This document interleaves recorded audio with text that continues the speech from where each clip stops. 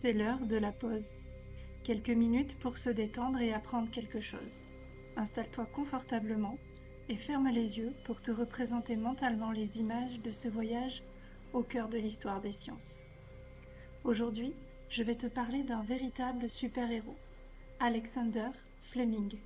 Cet homme, né en 1881, a sauvé plus de vies que Superman, Batman et l'ensemble des héros Marvel.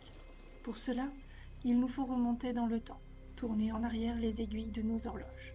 Revenons en 1928, à l'heure où la lumière des bougies et des lampes à pétrole vacille encore dans l'air du soir. Tu sens alors le parfum de la cire fondue, l'odeur du bois et de la fumée dans les maisons. Les rues bruissent du son des tramways grinçants et du pas régulier des chevaux sur les pavés.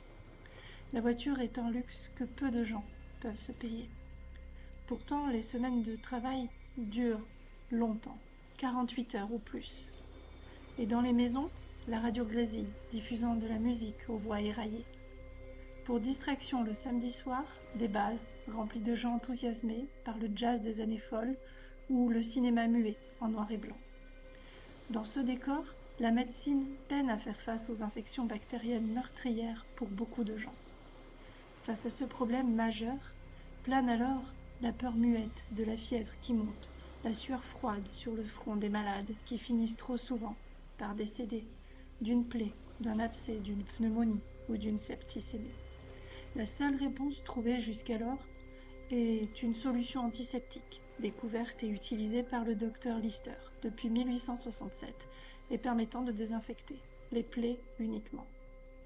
Ce traitement s'avère insuffisant face à certaines bactéries virulentes et invasives comme le staphylocoque. Cet être vivant microscopique est donc un fléau hautement mortel dont on ne parvient pas à se débarrasser. C'est là qu'intervient notre héros. Il ne porte ni cape, ni tenue moulante, mais une blouse blanche, légèrement froissée, et en costume 3 pièces, sous la lumière blafarde de son laboratoire. C'est un scientifique, médecin, biologiste et pharmacologue britannique de 47 ans, aux cheveux déjà grisonnants. Depuis la guerre de 14-18, il traque les bactéries responsables des infections qui ont arraché des millions de vies. Il y a urgence de trouver un remède. Depuis 10 longues années déjà, il cherche et cherche encore. Mais chaque matin, c'est la même déception. Aucune solution. La lassitude pèse sur ses épaules, le découragement dans sa poitrine. Des années de recherche à ne rien trouver, c'est éprouvant. Le visage d'Alexander est marqué par les longues heures de travail, le regard attentif, passionné, mais fatigué, au milieu de ses notes éparpillées.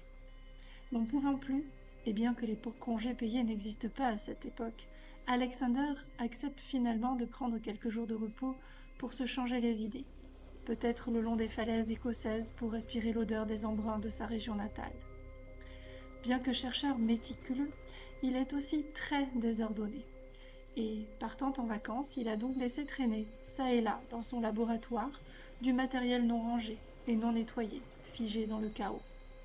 Il reste alors des boîtes, gardées ouvertes, dans lesquelles il cultive les fameuses bactéries staphylocoques. Ces êtres vivants se développent en laboratoire sur de la gelée nutritive.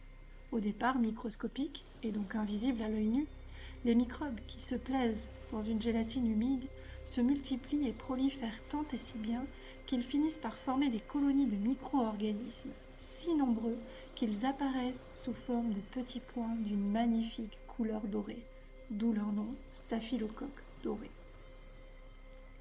Éloigné de son laboratoire, Alexander ne peut s'imaginer la lutte sans merci qui va se dérouler dans ces boîtes abandonnées. Changeons de perspective et donc de taille pour voir la bataille de plus près. Devenons aussi petits qu'une cellule ou un grain de poussière. Pour cela, il nous faut rétrécir. Rétrécir encore jusqu'à ne mesurer que 0,1 mm.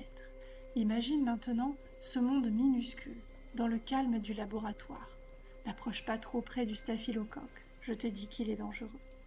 Regarde, il se développe tranquillement sur sa gelée, par simple division en 2 nouveaux organismes qui se scindent ensuite eux-mêmes en 2, puis encore en 2, et encore en 2 à l'infini. La boîte est rapidement remplie de taches dorées. Mais voilà que sans crier gare, arrive flottant dans l'air comme un grain de pollen, une spore de champignon nommée pénicillium. Elle atterrit sur la gélose, des boîtes contaminées par la bactérie, et germe doucement, déployant son mycélium comme une toile fragile et silencieuse. D'où viennent-elles?